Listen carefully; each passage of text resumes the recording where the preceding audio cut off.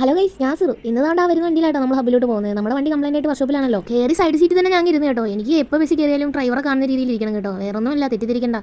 വണ്ടി ഓടിക്കുന്നത് കാണാനാട്ടോ. എനിക്ക് വണ്ടി ഓടിക്കുന്ന കാണാൻ ഭയങ്കര ഇഷ്ടം. എൻ്റെ ഭയങ്കര ആഗ്രഹം അതാണ്.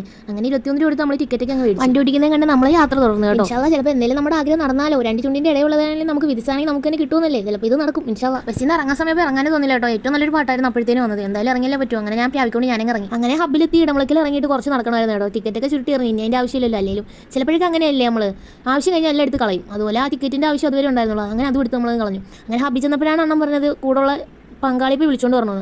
അങ്ങനെ ഞാൻ പോയി പങ്കാളിയെ വിളിച്ചിട്ട് വന്നപ്പോൾ പങ്കാളി എനിക്ക് ആഹാരമൊക്കെ മേടിച്ചു തന്നു കേട്ടോ. എന്നിട്ട് ഞാൻ നേരെ പോയത് വർഷോപ്പിലോട്ട് കേട്ടോ. വർഷോപ്പിൽ പോയപ്പോൾ എൻ്റെ കുഞ്ഞിനെ ഒരുവിധം റെഡിയാക്കി വെച്ചേക്കെന്ന് പറഞ്ഞ് വിളിച്ചപ്പോൾ ഞാൻ പോയതാണ്. അങ്ങനെ പോയി പൈസയൊക്കെ വാരി കൊടുത്തിട്ട് ഞാൻ വണ്ടി എടുത്തുകൊണ്ട് റൂട്ടിലോട്ട് പോയി. എന്നിട്ട് ഇന്നൊരു ഫ്രെയിം കൊടുക്കാനുണ്ടായിരുന്നു. അങ്ങനെ എൻ്റെ ഒരു ഫ്രണ്ട് ഗൾഫിൽ നിന്നിട്ട് എനിക്ക് ഓർഡർ തന്നെയാണ്. അവളുടെ ഉമ്മക്ക് ഗിഫ്റ്റ് കൊടുക്കാൻ വേണ്ടിയിട്ട്. ഉമ്മച്ചിയുടെ മാപ്പിച്ചിയുടെ വെഡിങ് ആനിവേഴ്സറി ആയിരുന്നു. അങ്ങനെ ഗിഫ്റ്റ് കൊടുക്കാൻ വേണ്ടി തന്നെയാണ്. പറഞ്ഞിട്ട് കുറച്ചായി, പക്ഷേ എനിക്ക് കുറച്ച് ലേറ്റായി പോയി, താമസിച്ച് പോയി ഇത് കൊടുക്കാനായിട്ട്. എന്നാലും അവൾ സന്തോഷിക്കുമെന്ന് തോന്നിയത് കാണുമ്പോഴത്തേന്. അവൾക്ക് സന്തോഷമായി, ഉമ്മക്ക് സന്തോഷമായി. അങ്ങനെ അത് കൊണ്ടു കൊടുത്ത് ഇത്തിരി എല്ലാവരെയും കൂടെ സന്തോഷിപ്പിച്ചിട്ട് ഞാനങ്ങ് പോയി.